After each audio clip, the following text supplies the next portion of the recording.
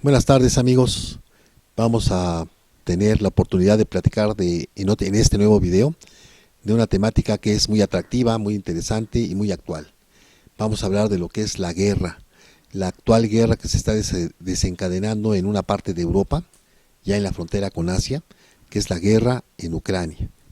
Una guerra que involucra a dos países, Rusia y Ucrania, para lo cual es muy complicado tener una posición porque medios occidentales atacan mucho a los rusos, los medios rusos y los medios inclusive asiáticos critican mucho también a los occidentales. Entonces, ¿quién tiene la razón? Sabemos que en una guerra no hay razones, en la guerra hay víctimas, no hay vencedores ni vencidos, hay víctimas, hay que recordarlo.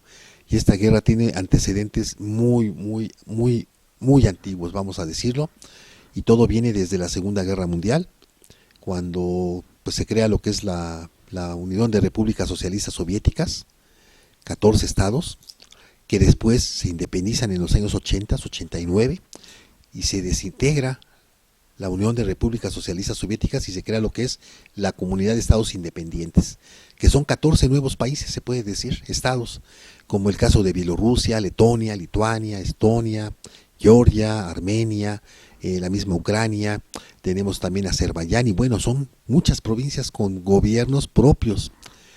Ahí empezamos a ver cómo se genera este problema que viene desde un aspecto étnico, porque hay que recordar que en la Segunda Guerra Mundial, cuando concluye, Rusia forma el grupo socialista y Estados Unidos y Europa Occidental forman el capitalismo, socialismo contra capitalismo. Se forman dos grupos de guerra, que es el Pacto de Varsovia, encabezado por Rusia y potencias como Hungría, Rumania, Bulgaria, y por otro lado, las potencias occidentales en lo que se llama la OTAN, Organización del Tratado del Atlántico Norte, la cual busca defender intereses occidentales capitalistas. Por supuesto, el Pacto de Varsovia busca defender a la situación del socialismo. Como ustedes saben, ya en los 90, cuando llega al poder Gorbachev, empiezan a cambiar el mundo y se puede decir que Rusia se vuelve capitalista, tiene cierta entrada al capitalismo. Pero ¿por qué se da la guerra con Ucrania?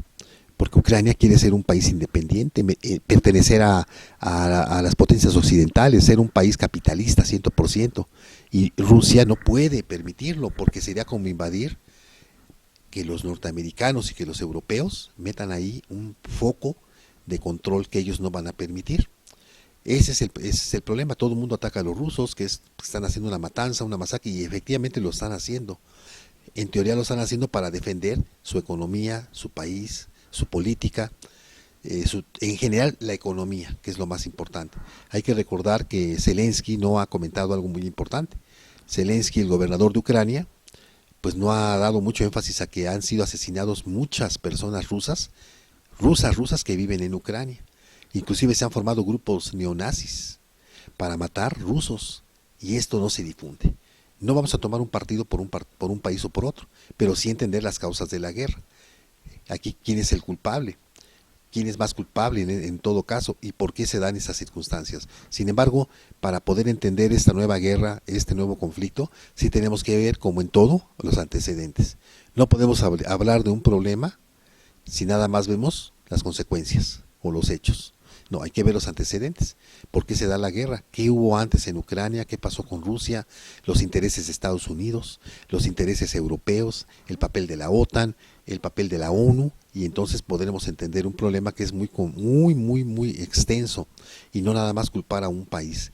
En sí, en esencia, el problema es, sí, Rusia, apoderarse de un país que nunca ha querido dejarlo ser libre, pero los ucranianos en este caso también tienen intereses de poder poner un grupo de presión en su país, pues para en un momento dado, como dicen los rusos, están poniendo armas nucleares desde Ucrania para atacar Rusia en un conflicto universal. No lo podemos permitir. Entonces todo el mundo tiene sus intereses. Cuando Estados Unidos ataca a un país, como Irak, por ejemplo, en alguna ocasión, como Afganistán en otras ocasiones, como América Latina, países como México, como Guatemala, Honduras, ahí nadie comenta nada ni lo critica. Sin embargo, cuando Rusia ataca a un país, ahí sí la crítica, la prensa, los organismos internacionales se van con todo. Entonces sí tenemos que saber muy claramente cuáles son los intereses que están generando esta guerra y todas las guerras, porque siempre hay intereses, no nos olvidemos, intereses oscuros, económicos, políticos, militares, y esta guerra es muy difícil de entender porque tiene aristas de todo tipo, aristas culturales, políticas, étnicas y religiosas, y por supuesto económicas. Pero en otro video más adelante vamos a poder hablar un poquito de este tema, es decir, las consecuencias de esta guerra y otras más. Gracias y estamos próximamente grabando otro video.